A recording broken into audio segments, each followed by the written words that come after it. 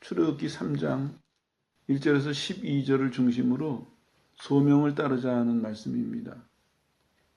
이제서부터는 이 구원의 여정과 곧 있을 죄의 문제, 이 두 가지가 어우러지면서 영혼이겠죠. 우리들의 영혼, 우리들의 생각, 우리들의 삶을 방해하고 있는, 얽어매고 있는 사단의 모든 세력과 모든 나쁜 꾀들이 다 무너지기를 바랍니다. 소명에 대해서 좀 설명을 하고 시작해야 될 텐데요. 교회가 잘못 이해하고 있는 것이 있어요. 뭐냐면은 오늘도 주제가 소명을 따르자 하니까 자칫 잘못하면은 그럼 목회자가 돼야 되나 이렇게 이해하는 분들이 있는데 그런 의미는 아닙니다. 개신교의 교리는 모든 사람이 하나님의 소명을 받았습니다. 근데 이제 이게 좀 와전돼 가지고 소명하면은 목회자들 이런 사람들만 소명으로 생각을 하는데 그 성경을 잘못 이해하고 있는 것입니다. 이제 어디서부터 나오냐면 뿌리를 보면은 천주교에서 이 평신도라는 말을 사용하기 시작했어요. 왜 그 말이 나오냐면 신부랑 사제와 교인을 구분하기 위해서 평신도라는 말을 썼는데 우리 교회도 그냥 그걸 그냥 받아들였어요. 그래가지고 교인들도 은연중에 사명하면은 목회자가 될 사람들 이렇게 이제 구분 지어놓는데 그렇지는 않고요. 성경은 모두가 하나님의 부르심을 입었다 이렇게 말씀하고 있습니다. 우리 개혁주의 교리에 따르면은 우리는 직업, 재능, 환경 여러 가지 조건을 통해서 하나님의 부르심을 받은 사람입니다. 그러니까 각자가 자기의 삶을 통해서 하나님과 하나님 나라 충성하는 것 이것이 올바른 태도입니다. 여러분들도 물러설 필요가 없어요. 무슨 말씀이냐면요. 목회자는 전적으로 하나님을 섬기는 사람, 교인은 안 그래도 되는 사람 이렇게 구분해 놓으면 스스로가 우리가 우리 권리를 잃어버리는 거예요. 천주교에서 평신도라는 말을 사용했을 때 얼마 안 지나서 이런 비판이 일어났습니다. 평신도를 병신도로 만들었다. 사제를 구분해 놓고 평신도를 따로 자꾸 취급하다 보니까 평신도들이 할 일이 없는 거예요. 갈 길을 잃었어요. 그러니까 그렇지는 않습니다.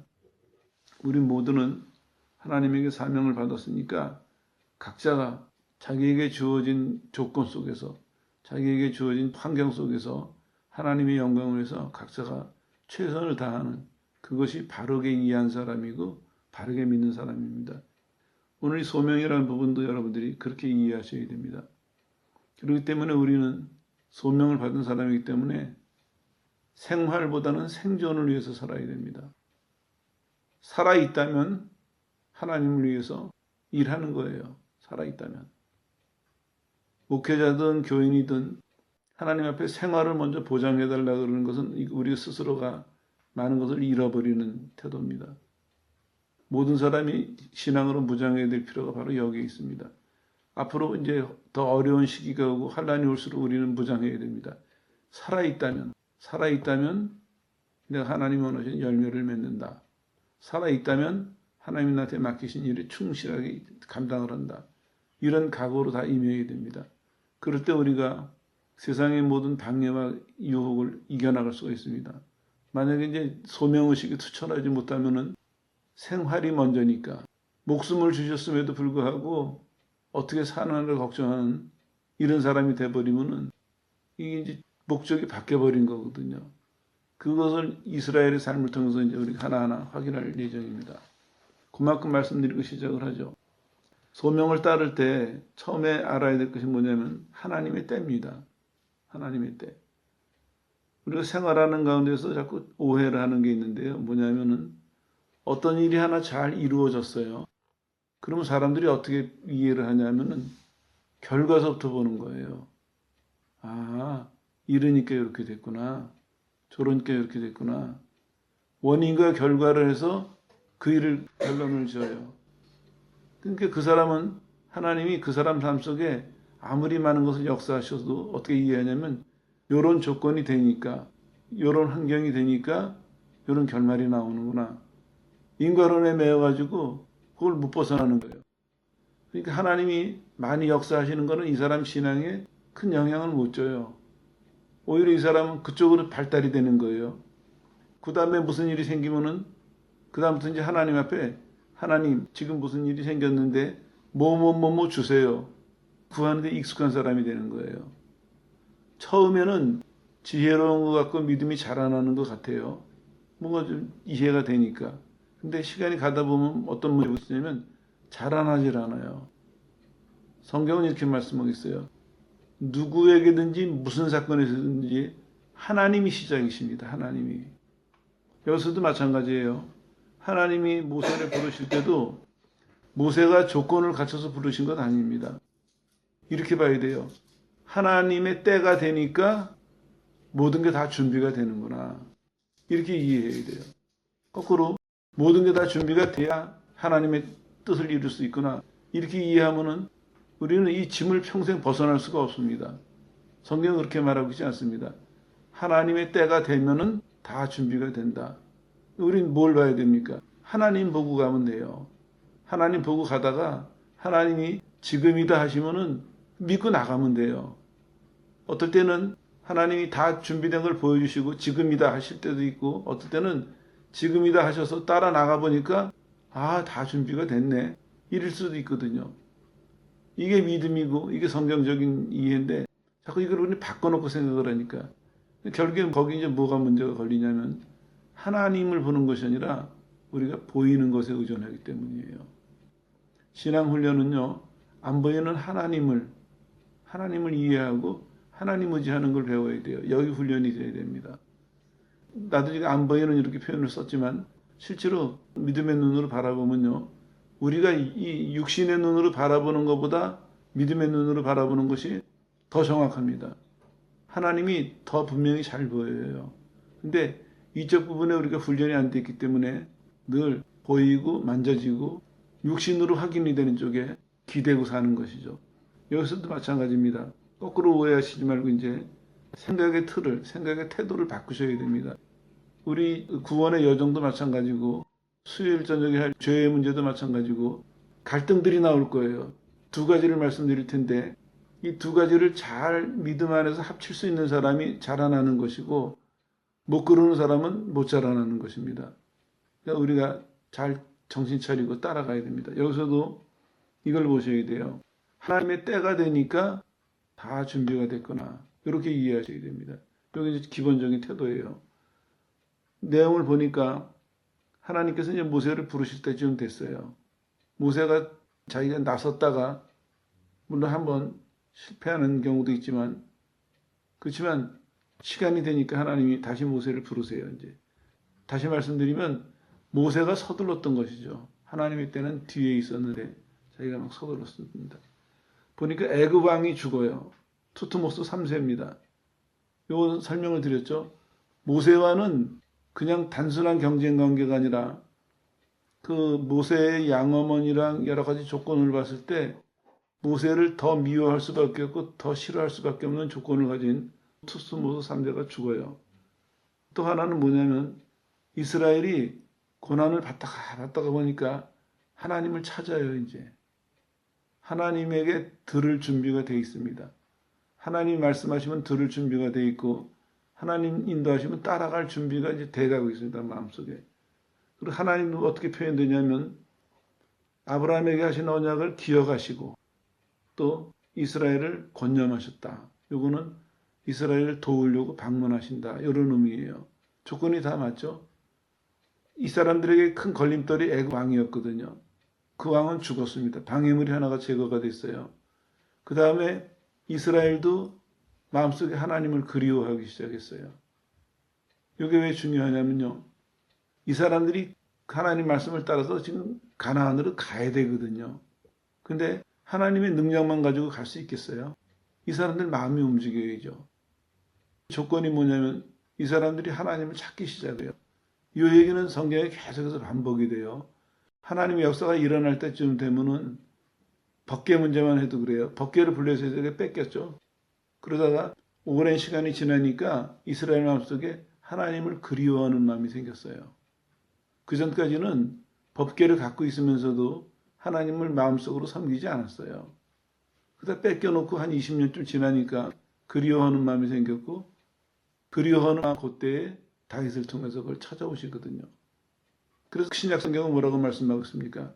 마음에 소원을 주시고 이루신다. 요것도 잘 기억하셔야 돼요. 하나님은 준비케 하시고 이루세요.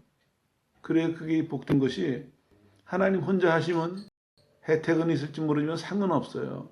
그냥 선물만 받는 건데, 하나님이 우리를 같이 준비시키셔서 그 일에 끝까지 참여하시니까 우리는 상도 받고 좋은 결말도 보고 이 복을 받는 거거든요. 여기서도 이스라엘이 하나님을 찾기 시작을 했습니다. 너무너무 고달프니까 이제 더 이상 우리 못 견디겠다. 그리고 하나님 찾기 시작했고, 하나님도 기억하셨다는데 요거는 이렇게 이해하셔야 돼요. 하나님이 갑자기 생각하신 것이 아니라 늘 마음속에 기억하고 계시던 그 일을 실행하신다. 이렇게 이해하셔야 돼요. 자, 이제 때에 따라서 이런 일들이 다 갖춰집니다. 다시 강조해서 말씀드리지만 여러분도 마찬가지예요. 무엇을 하실 때, 여러분 삶에 어떤 변화가 일어날 때, 아니면 여러분들의 마음속에 뭔가 하고자 하는 그 소망이 생길 때, 그때 그거 하려면 뭐가 필요하지? 이걸 보시는 것이 아니라 하나님의 때인가 아닌가, 요거를 제일 먼저 살피세요. 그리고 하나님의 때구나 하고 확신이 오면은 나머지는 걱정하지 마세요. 왜냐하면 하나님이 다 준비해 놓으셨고, 그거를 내가 보고 시작할 수도 있고 시작해놓고 볼 수도 있으니까 그 점은 염려하시지 말고 늘 생각하실 때 무슨 일이든지 하나님의 때인가 아닌가, 그거를 생각하시면 됩니다. 두 번째로는 이제 하나님이 하나님과의 관계를 말씀하세요. 모세에게 나타나시죠. 나타나실 때도 이제 한 가지 교훈이 있는데 뭐냐면, 모세가 늘 다니던 곳이었어요. 양치러. 그리고 그 지역의 기후를 본다면, 그 지역에서 이제 산 사람들의 기록을 보면은 최근까지도요, 그 지역에는 마른 벼락이 쳐가지고 나무에 불이 붙는 예가 흔하대요. 이 말씀을 왜 드리냐면 일상적인 현상이에요. 일상적인 일인데 거기서 하나님이 그거 일상적인 일을 통해 가지고 모세에게 자기를 드러내세요. 여기 시작입니다. 하나님이 때가 되면요, 하나님이 늘 우리가 지내던 일들 가운데서 하나님을 드러내세요. 그때 이제 우리가 해야 될 것은 뭐냐면 모세처럼 마음의 역사하세요. 모세도 자주 봤어요. 양치고 지나다니다 보면은 마른 벼락이 쳐가지고 그냥 멀쩡한 나무라고 표현되지만 관목이에요. 요만한 조그만한 가지가 많은 조그만 나무들이거든요. 그게 불이 붙는 경우를 흔히 봤어요. 근데 이상하게도 그날은 예사롭지가 않았습니다. 흔히 볼 수 있는 상황인데 그날은 뭔가 달랐어요. 하나님이 모세의 마음에 역사하시는 거예요. 모세를 지금 부르시는 거예요. 그랬을 때 먼저 하나님이 우리 의식을 깨우세요. 그 다음에 어떻게 해야 되겠습니까? 우리가 의지를 사용해서 돌이켜야 됩니다. 따라가 봐야 돼요. 모세도 가다가 늘 보던 광경이었는데 오늘은 좀 이상했어요. 그래서 뭐지? 확인해 보고 싶구나.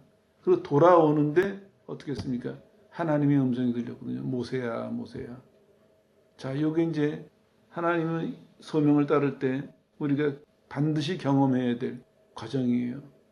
하나님은 인생의 길을 가고 있는 사람에게 부르실 때 뭔가 계기를 주세요.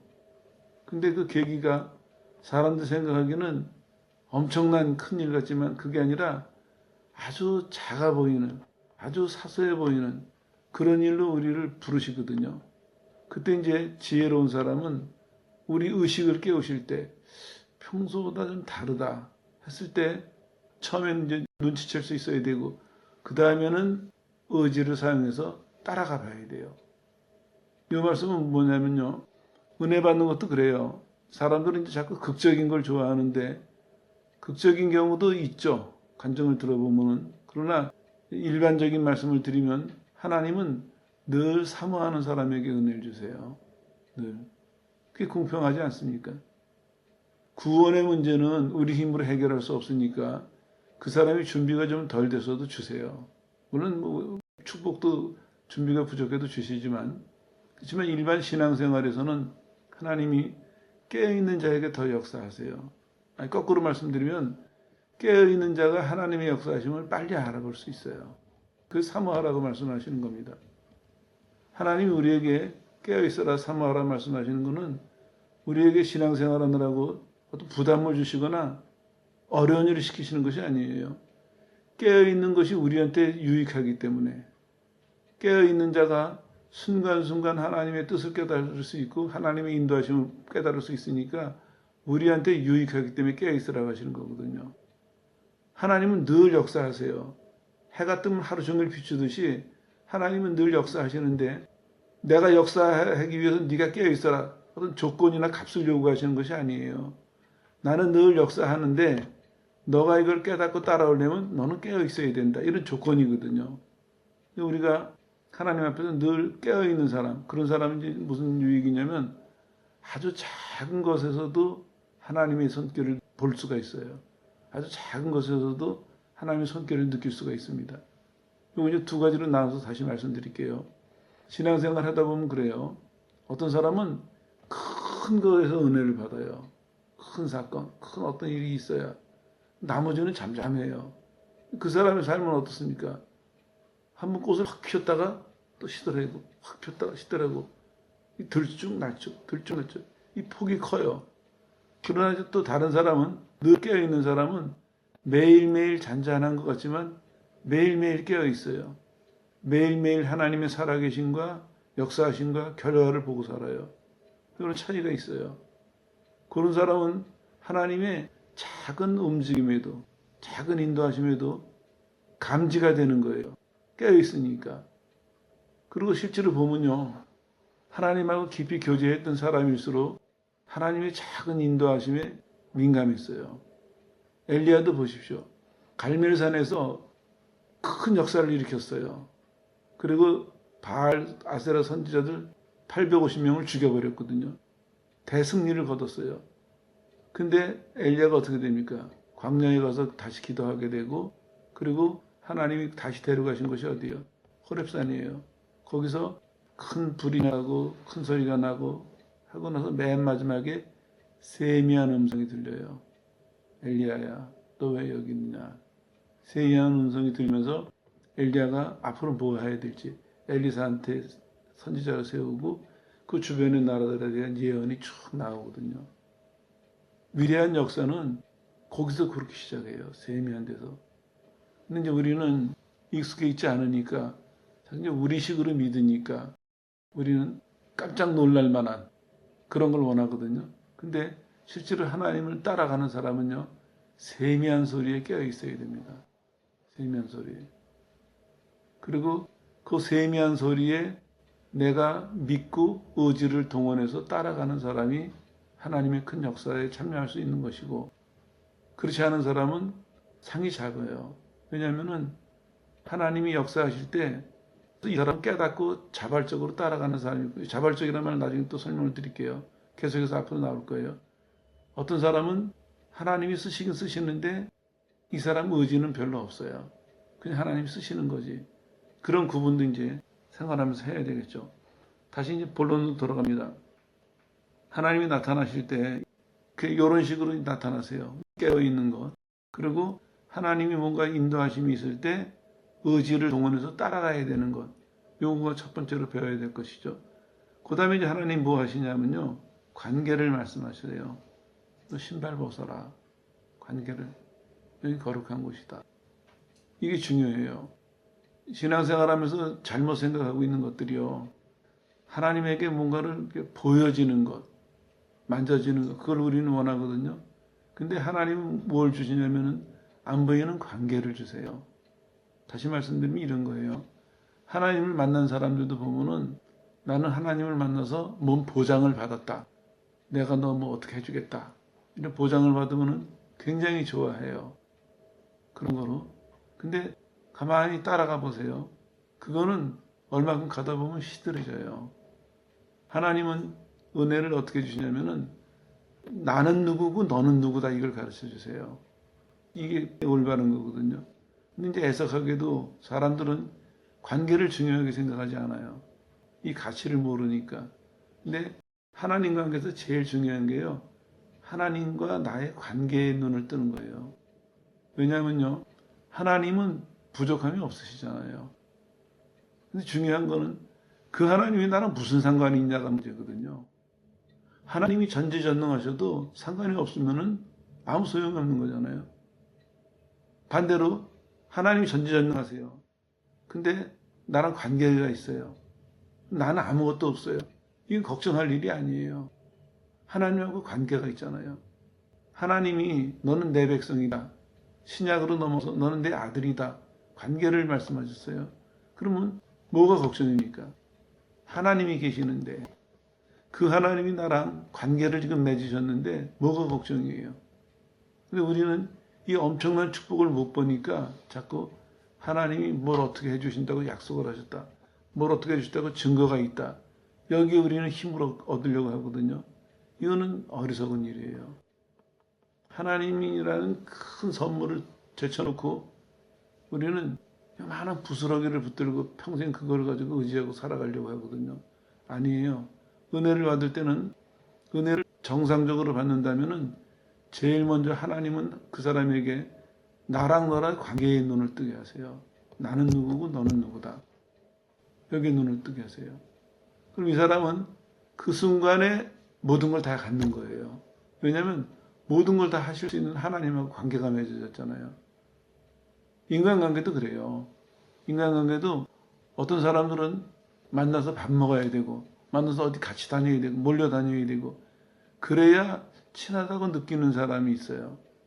이런 관계는 얼마 안 보면 그냥 끝나버려요. 그러나 인간관계도 둘이 어떤 계기를 통해 가지고 인간 대 인간으로서의 친구가 됐어요. 그게 평생 안 없어지거든요. 자주 못 봐도 똑같은 이치예요. 하나님은 제일 먼저 우리에게 주시는 것이 뭐냐면은 관계입니다.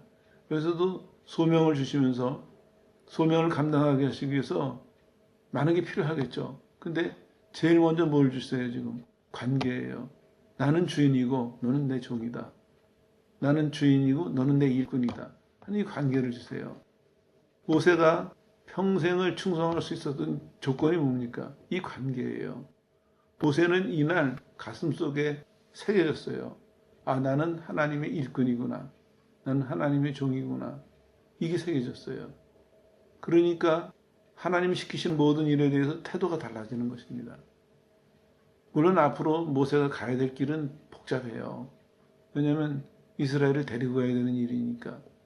그럼에도 불구하고 모세가 성공적으로 감당할 수 있었던 것은 이 시간에, 첫 걸음에 하나님과의 관계를 분명히 했기 때문에 하나님과의 모세와의 그 관계가 모세를 남은 평생을 이 사명을 감당하도록 이끌어갔다. 이렇게 보시면 돼요.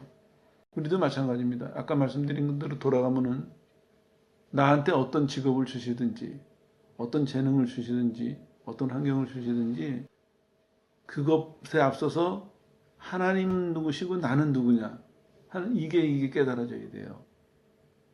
그래서 예수님을 만난 사람들이 고백하잖아요. 주여 고백하잖아요. 나의 하나님입니다. 그러면 그 고백 속에 내가 하나님으로부터 모든 것이 다 보장이 되는 것이거든요. 여기서도 하나님 그래서 모세에게 관계를 분명히 했어요. 할 일이 많아요. 근데도 하나님은 모세에게 신발 벗으라 하시면서 관계를 설정하시고 그 관계를 잘 지켜나갈 수 있는 가장 기본되는 조건, 경외심을 갖기 위해서 신발 벗어라 하시는 거예요. 그래서 설명드렸죠. 그때 당시는 노예들한테 신발을 안 시켰대요. 도망갈까봐 그랬던 것 같아요. 이런 식으로 하나님이 모세를 꽉 묶어 놓으시는 거예요. 이제 마음도 묶어 놓으시고 모세의 육신도 묶어 놓으시고 하나님의 종으로서 하나님의 일꾼으로서 충성할 수 있도록 관계를 만들어 가시죠. 그리고 이제 세 번째는 뭐냐면 이제 말씀을 하세요. 말씀을 하시는데 아마 설교 듣다가 이런 생각하실 수 있는 분이 있어요. 소명이라 그러놓고 일거리는 언제 주시나 기다리세요. 일거리 맨 뒤에 나옵니다. 하나 더 필요한 게 있어요. 뭐냐면 하나님이 누구신지를 알려주세요. 하나님의 성품을. 뭐라고 알려주시냐면 7절에 보니까 나는 이스라엘의 고통을 정령이 보고 부르짖음을 듣고 우고 그들의 고통과 근심을 알았다. 이렇게 말씀하고 계세요. 자, 이 말씀이 앞으로 40년 광야를 가면서 얼마나 복된 말씀인지 모세는 깊이 깨달았을 거예요. 그래서 기록했어요, 이 얘기를. 그 하나님이 보고 듣고 아셨다. 이렇게 말씀하고 계세요. 보고 듣고 아셨다. 그러면은 앞으로 이 사람들이 모세와 이스라엘 백성이 하나님의 명령을 따라서 가나안까지 가는 동안에 벌어지는 모든 일을 어떻게 하신다는 거예요. 보시고 들으시고 아신다는 얘기거든요. 그럼 그 하나님이 가만히 계시겠어요?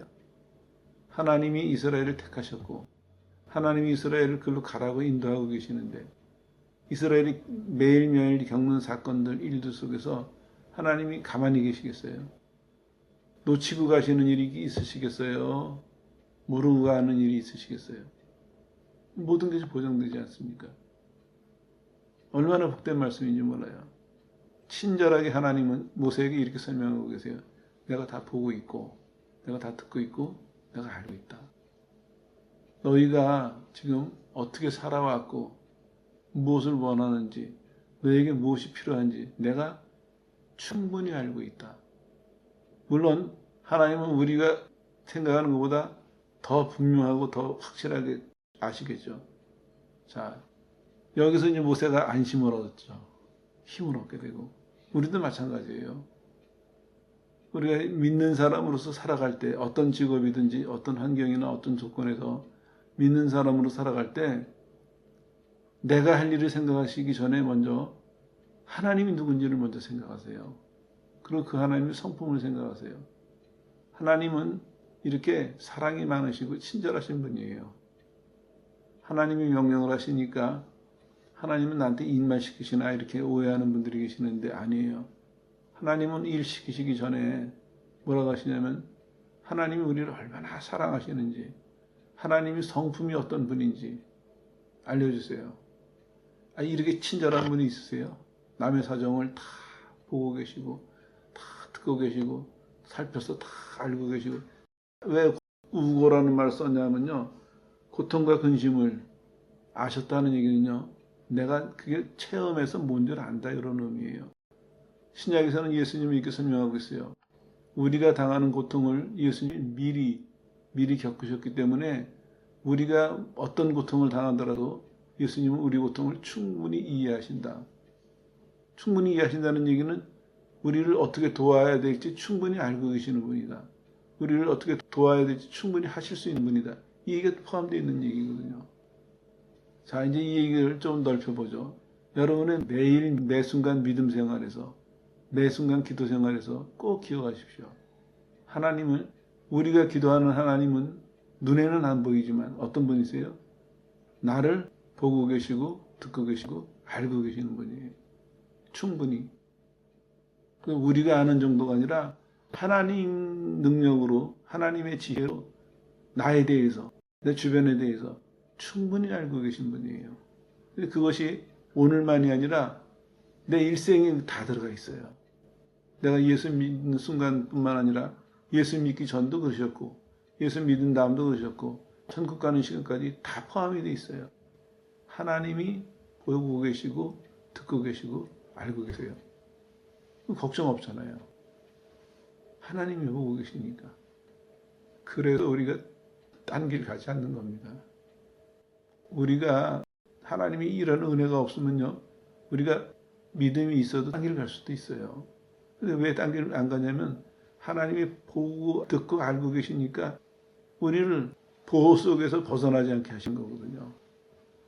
모세가 여기서 깊이 이해를 해요. 아, 하나님이 이런 분이구나. 그래서 모세는 여기서 결심을 했겠죠. 내가 하나님을 어떻게 믿고 의지해야 될지, 하나님이 맡기신 이 일을 어떻게 감당해야 될지 모세의 마음속에 서서히 준비가 되어가는 것입니다. 자세한 말씀 안 하셨어요. 근데 나는 이런 하나님이고 나는 너의 주인이고 나는 이런 하나님이다. 하나님에 대해서 하나하나 알려주시니까 모세의 마음속엔 엄청나게 많은 것들이 차곡차곡 정리가 되기 시작을 해요. 하나님 앞에서 어떻게 해야 될 것이고 이스라엘과 어떻게 해야 될 것이고 정리가 되겠습니다. 그 다음에 이제 하나님이 구원 사역을 이렇게 말씀하세요. 8절에 보니까 내가 내려와서 그들을 건져내고 그들을 인도하여 아름답고 광대한 땅, 가나안 땅이죠. 땅에 이르려 하노니. 자, 모세가 이제 오늘 사명을 받는 날이에요. 이스라엘을 인도해야 되는 엄청난 일이에요. 근데 실은 뭐라고 얘기하고 계십니까? 내가 내려와서 하나님이죠. 그들을 건져내고 그들을 인도해서 어디까지요? 약속의 땅까지 이르게 하신다. 그럼 누가 하는 일이에요? 이게? 사명은 모세가 받았는데 실은 누가 일하세요? 하나님이 하시잖아요. 하나님이. 모세가 이것을 들었을 때 자기가 해야 될 일에 대해서 부담이 없었겠죠. 모세는 생각이 바뀝니다. 태도가 바뀌죠. 아, 하나님이 우리 민족을 이렇게 구원하시는구나. 나는 따라가면 되는구나. 따라가면. 내가 책임을 맡았고 내가 직책을 맡았지만 실은 누가 하시는 거예요? 하나님이 이걸 하시는 거예요. 이 시간 이후로 하나님이 이스라엘에게 광야를 지나는 내내 광야를 지나가서 이스라엘에 정착해서도 계속해서 뭐라고 말씀하시냐면 내가 너희를 인도해냈다. 내가 너희를 애굽에서 인도했고 광야에서 너희를 보호했고 오늘 여기 정착하게 했고 이게 계속 반복이 됩니다. 계속해서. 이게 우리한테 큰 축복이에요. 하나님이 이렇게 하시는구나 하는 것이 우리 구원에도 해당이 돼요. 죄의 종으로 살던 우리를 십자가에서 건져내셨어요. 그 다음에 이제 하나님의 백성으로 살도록 가르치시고 이끌어주시고 도와주시고 하셔서 결국에 천국에 갈 때는 우리가 어떻게 되겠습니까? 천국에 들어가기에 합당한 사람으로 세워질 것입니다. 이걸 누가 하세요? 하나님이 하신다는 거예요. 따라만 가면 돼요. 믿고 따라만 가면 돼요. 이게 우리 몫이에요. 하나님은 우리한테 너 이만한 조건을 갖춰야 너가 이만한 거를 도달해야 그렇게 말씀하시지 않습니다. 내가 하니까 넌 믿고 따라와라. 그러면 이제 정리 한번 하고 넘어가죠. 믿음을 그렇게 정의 내렸잖아요. 하나님을 신뢰해서 내 자신을 맡기는 거다. 위임하는 거다. 맡길만 하잖아요. 예수 믿는 사람들이 하나님을 분명히 만났어도 자신을 못 맡기는 이유가 바로 이런 문제예요. 하나님은 분명히 존재는 만났는데 하나님이 어떤 분인지 자세히 몰라요. 그래서 못 맡기는 거예요. 근데 하나님을 만나고 나서 하나님이 어떤 분이시구나, 성품이 어떤 분이시고 일하시는 방법이 어떤 분이시구나 알면은 자연적으로 하나님 맡아주세요. 내 인생을, 내 영혼을 맡아주시고 내 인생을 맡아주시고 맡아주세요. 맡길 수가 있잖아요. 오늘 깊이 생각하셔야 돼요. 모세가 사명을 받는 날이에요. 모세의 인생에는 정말 역사적인 날이에요. 한번 시도했다가 실패했죠. 이제 제대로 되는 날이에요. 근데 사명을 받는 하나님 뭐라 그러세요? 누가 일한다고요? 하나님이 하세요. 하나님이. 내가 내려와서 그들을 건져내고 광야에서 인도해내고 결국엔 내가 약속한 땅까지 이르게 하겠다. 이 모든 과정을 내가 책임지고 하겠다. 내가 주도한다. 내가 도와준다. 내가 보장한다. 이런 말씀이거든요. 이것을 우리는 두 가지로 이해하셔야 돼요. 하나는 구원받는 과정에서 이해하셔야 돼요. 아, 우리 구원이 이런 거구나. 그러니까 하나님이 우리를 택하시고 구원하셨다면 그 구원이 보장이 되는 거죠. 왜냐하면 하나님이 끝까지 구원에 이르게 하실 거니까. 그게 두려워할 필요가 없습니다. 중간에 우리가 좀 부족한 점이 있어도 하나님은 우리가 구원에 이르도록 넉넉히 인도하실 것입니다. 두려워할 필요 없고요. 인생살이도 마찬가지입니다. 내가 하나님의 자녀로 부름 받았으면 그 뒤로부터는 하나님이 나를 하나님의 자녀로 부르셨으니까 하나님의 자녀로 살아가도록 도와주시고 하나님의 자녀가 맺어야 될 열매를 맺도록 이끌어주세요. 이 두 가지를 같이 생각하세요. 공식은 하나고 적용은 두 가지입니다. 구원에도 신앙생활에도 마찬가지입니다. 기도도 마찬가지예요. 여러분들 기도하실 때 여러분 혼자 하는 노동이 아닙니다. 기도하실 때 뭘 생각하셔야 돼요? 하나님이 기도할 수 있도록 하셨으니까, 기도할 마음을 주셨으니까, 기도하라고 명령하셨으니까, 기도해야 될 환경을 주셨으니까, 기도해야 될 이유를 주셨으니까, 내가 입만 열기 시작하면, 내 마음이 하나님을 향하기만 시작한다면, 그럼 하나님이 내 기도를 인도하실 것이고 내 기도를 이루실 것이다. 내가 뭘 기도해야 될지 가르쳐 주시고 내가 그 기도하는 내용에 역사하시고, 타도 같은 이치예요. 이 처시간 중요해요. 입학식이 중요해요. 모세가 했을 때 우리는 성급하게 이스라엘을 인도해야 돼 하고 필요한 물품 준비를 하지 마세요. 우리는 딱 한 가지 원칙이 있으면 돼요. 무엇을 하든지, 구원의 문제도 그렇고 신앙생활의 문제도 그렇고 사명도 마찬가지죠. 무엇이든지 하나님만 생각하면 돼요. 하나님만. 그리고 그 하나님을 통해서 이걸 배워가고 이루어가는 것이거든요. 오늘 첫날 하나님 모세에게 극적인 만남을 주세요. 극적인 만남을. 그때 이제 모세가 바뀌어야 되겠죠. 그전에는 좋은 마음으로 시작했어요. 이스라엘의 구원을. 하나님을 믿고 하나님 생각하고 있지 모세가 혼자 나서진 않았을 거거든요. 근데 하나님은 오늘 그걸 바르게 세워주세요. 나를 믿는 건 이런 것이고 나한테 맡긴다는 건 이런 것이다. 나를 의지하는 건 이런 것이다. 그거 잘할 수 있도록 하나님이 누구신지를 보여주세요. 그리고 무엇을 하실지를 알려주세요. 자, 우리도 같은 조건입니다. 이제 받은 걸 한번 정리하고 시작을 하세요, 여러분. 오늘 이제 잘 믿어야지 결심을 하셨어도 감정만 갖고 하지 말고 침착하게 정리를 해보세요. 받은 게 무엇인지, 하나님이 말씀하신 것이 무엇이고 역사하시는 것이 무엇인지, 좀 더 넓게 말하면 하나님은 누구시고 나한테 말씀하신 것은 무엇인지 정리를 하세요. 그게 작아 보여도 괜찮아요. 중요한 거는 하나님으로부터 나왔다는 것. 하나님에 대한 이해가 작아 보여도, 남들에 비해서 작아 보여도 그건 두려워하지 마세요. 또 하나님이 나한테 약속하신 것, 역사하시는 것 작아 보여도 그건 중요한 것이 아닙니다. 중요한 건 이거예요. 하나님으로부터 나왔느냐 아니냐가 중요해요. 만약에 무엇이든지 하나님으로부터 온 것이라면 그러면 두려워하지 마세요. 설사 그것이 고난이라 할지라도 시련이라 할지라도 그건 두려워하지 마세요. 왜냐? 결과는 아름답게 끝날 거거든요. 자, 하나님은 이런 분이시고 이렇게 일을 해 나가십니다. 우리도 이제 구원의 여정을 보면서 첫 시간에 부르심의 눈을 떠야 되겠습니다. 하나님은 오늘 모세를 부르시면서 동시에 이스라엘을 부르시는 것을 보여주시죠. 우리도 마찬가지입니다. 우리도 구원의 길로 부르셨고 하나님의 자녀로서의 삶으로 부르셨어요. 이 부르심의 눈을 떠야 됩니다. 그리고 이 부르심을 잘 감당하도록 이 얘기는 이렇게 마무리됩니다. 하나님 모세한테 그 말씀을 들으면서 너무너무 벅찬 얘기죠. 구원해 내셔서 거기까지 데려가신다. 그리고 마지막을 이렇게 마무리 지으세요. 증거가 뭐냐면 너희가 이곳에 와서 나를 섬길 것이다. 이게 증거예요. 지금은 누구 섬기고 있습니까? 원하든 원치 않든 바로를 섬기고 있거든요. 우리가 믿기 전에는 원하든 원치 않든 세상을 섬기고 죄를 섬기고 사단을 섬기는 사람들이에요. 근데 하나님 뭘 증거를 주세요? 너희가 나를 섬길 것이다. 나를 섬길 것이다. 이렇게 결론을 내세요. 이게 내가 너를 보낸 증거고 내가 너한테 하는 모든 약속을 이룬다는 증거다. 그렇게 말씀하시거든요.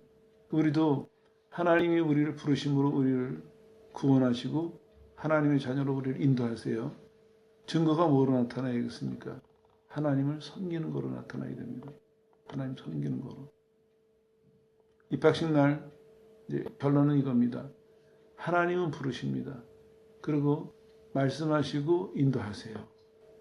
우리는 어떻게 되겠습니까? 이 부르심이 뭐로 끝나야 돼요? 하나님을 섬기는 것으로 끝나야 됩니다.